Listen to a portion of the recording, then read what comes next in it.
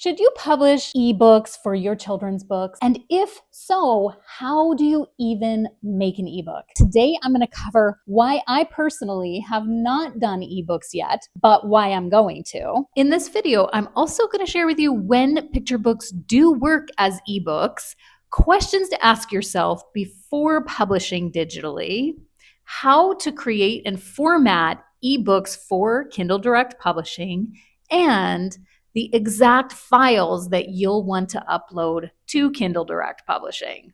You're going to find some links below giving you some other platforms besides Amazon that you might want to look into for your ebooks. First, I want to tell you a little bit about why I haven't published ebooks for my children's books yet. I currently have 2 publications on Amazon, and both of these are very short and sweet books. One is a parable, very minimal words, maybe about 800 or less. And I find that because it's short and sweet and a bit of a quick read, it doesn't lend itself to digital form quite as nicely as something that was a little more wordy or in depth. And then my second publication is an ABC concept book. And for the same reasons, because it is really short and sweet and educational, I wanted this book to be read in tangible form, is really what it came down to. Now, I'm currently working on a publication. You'll see me illustrating it here on the channel. I have a video where I show you inside my digital illustration in Procreate on the iPad. That particular book will make a really great ebook for children, be able to be published digitally, and I think it will lend itself well to that. Now, what are the key questions that I've asked myself and that I encourage you to ask yourself in knowing whether or not your book will make a good ebook? Let's ask ourselves these questions. Is the story long enough to hold attention digitally? Because if you think about it, they're going to have that digital device. They're going to be scrolling through one page at a time. And if it goes by too quickly, and we know as children's authors, depending on the age group that we target, see my writing picture books playlist for a free class on writing picture books, and video number 1 talks about your target age and word count. So we know that we're sometimes limiting our word count for a certain target age.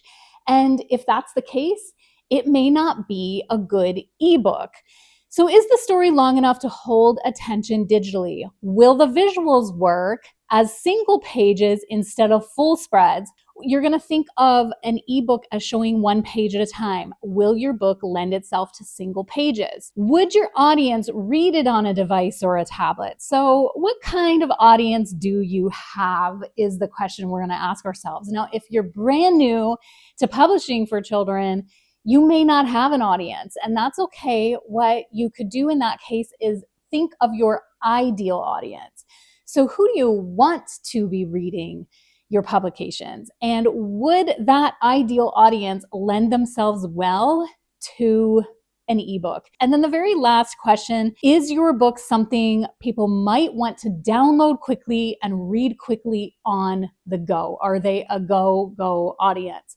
So these are questions to ask to know if your book would be a strong candidate for being an ebook. Now, it leads me to the big question, how do you make an ebook, and how is an ebook different than a print-on-demand publication?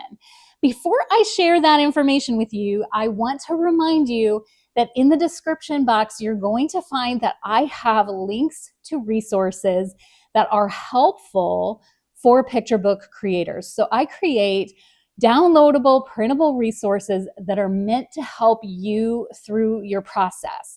I have a writing exercises book, and this one that I'm showing here is a picture book template story builder.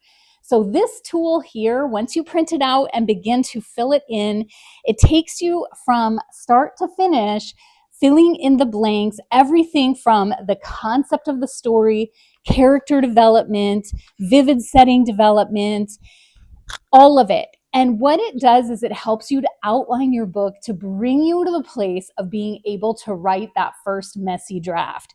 This is a tool I have filled my binder with this for multiple stories. I'm able to brainstorm and get out my story using this story builder. So I created it in downloadable printable form. It's affordable and it's there for you in the links below. So let's answer the question here on how to make an ebook. Now I'm going to be speaking from experience with Kindle Direct Publishing, publishing on Amazon, but this is going to be for really, it includes all forms of publishing ebooks. Is the first thing you need to know is that it is not a PDF that you upload to sell an ebook or to publish an ebook. It is either an EPUB format or what is called a .kpf file. So what you're going to be doing is taking the files, the digital files of your book that you would normally turn into a PDF. And you've seen videos here on my channel that show how I upload my PDF onto the Kindle Direct Publishing platform to sell on Amazon.